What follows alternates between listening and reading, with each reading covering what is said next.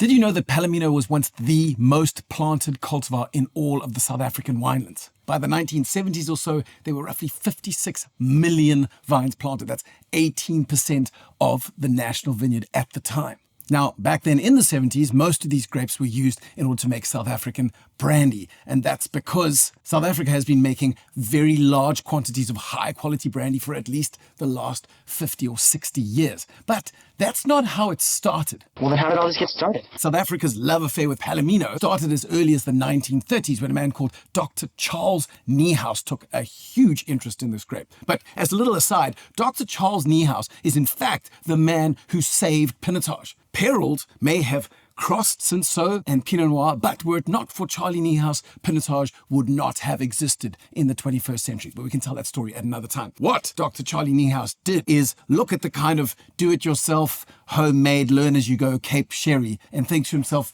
this is not on. We could make world-class sherry. And so not only did he spearhead loads of research into sherry, but he also went across to Spain, got yeasts from Jerez, brought it back to South Africa, and began to make proper floor-aged sherry that was outstanding. So good, in fact, that demand for South African sherry exploded, so much so that if we come full circle, by the 1970s, there were 56 million vines. And you might say, well, okay, so South Africa, therefore, as the 7th or 8th biggest producer of wine in the world, must be a Palomino powerhouse. But that just ain't so. In fact, the grape is practically extinct in South Africa in the 21st century. There is less than 0.02% of the national vineyard, and no one is planting it anytime soon. The only people who are really taking an interest in this grape now are a handful of rather eccentric, romantic winemakers who love a sense of nostalgia in their wines. But luckily for us, this little handful of winemakers are also all, without exception, absolutely brilliant. Some of our best, you might argue. And so these wines are spectacular, and they have this dual purpose of being a kind of museum showpiece of this dinosaur cultivar, but also a absolute sensory time capsule that not only is delicious in the glass, but takes us back to a previous time.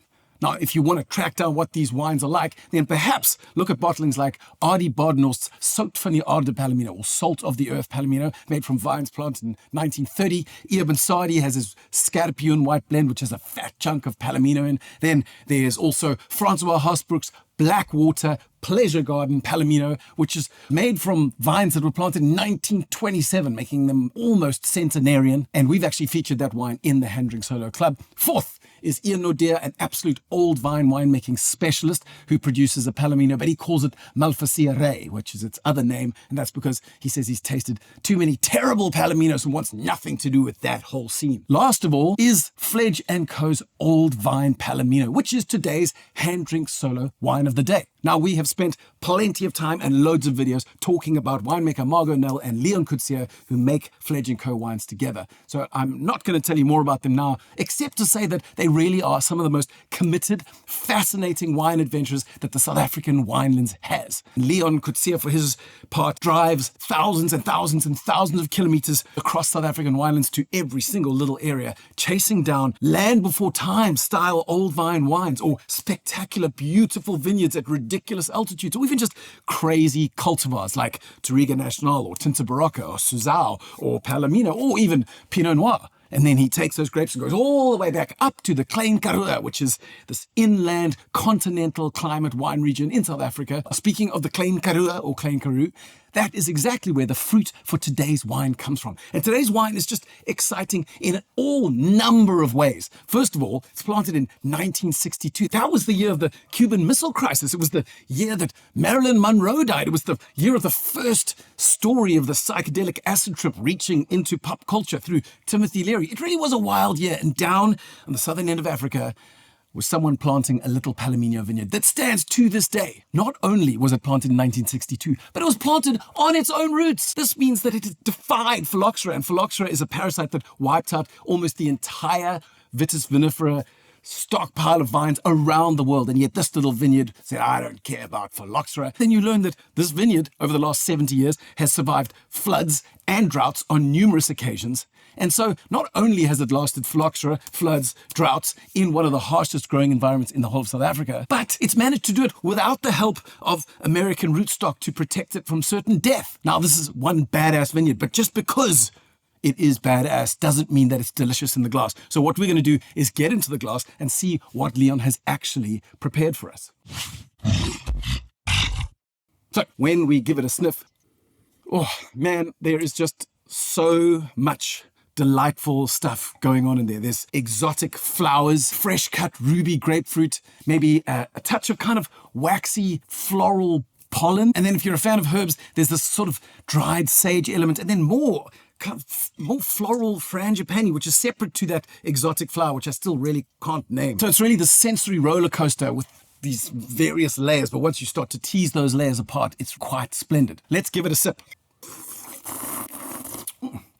Well, the first thing you pick up is the insane texture.